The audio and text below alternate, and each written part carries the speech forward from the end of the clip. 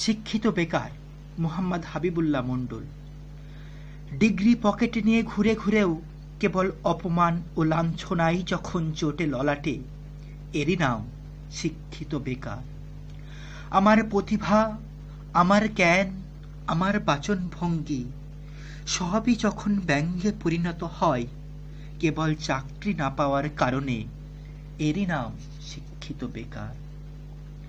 একদিন যারা আমাকে মডেল বলতো, সর্বদা আমার প্রশংসা করত, তারাও আজ আমাকে উপহাস করে সরকারি চাকরি পায়নি বলে, এরই নাম শিক্ষিত বেকার।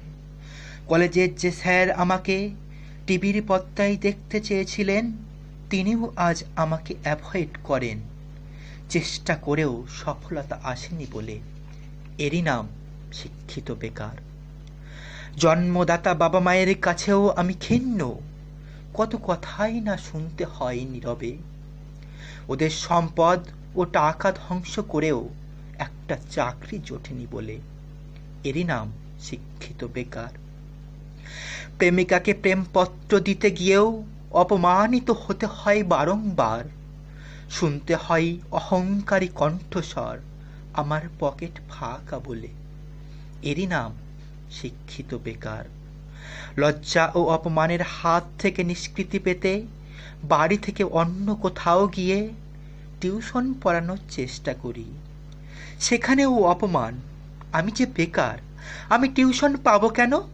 ও তো মাস্টারদের কাজ, তা সে পড়াতে পারো বা নাই পারো।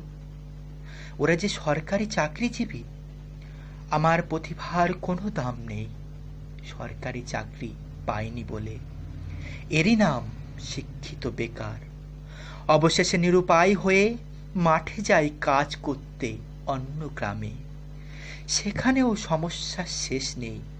যে কাজ করার অভ্যাস নেই তা করি বা কিভাবে? তাই অশিক্ষিত লোকেরাও আমাকে ব্যঙ্গ বিদ্রূপ ও অপমান করে টাকা ধ্বংসকারী ডিগ্রিধারী বেকার বলে, এরই নাম শিক্ষিত বেকার। তবে ভুলে যেও না বন্ধু, 7 লাখ টাকা ঘুষ দিয়ে কেনা তোমার ওই তথাকথিত সম্মানের চেয়ে আমার মতো শিক্ষিত বেকারদের হাজার অপমান সহ্য করেও বেকার থাকাই শ্রেয় এ দুর্নীতিগ্রস্ত পশ্চিমবঙ্গে। ধন্যবাদ। আমার লেখা আরও সুন্দর সুন্দর কবিতা পড়ার জন্য যেতে পারেন আমার ওয়েবসাইট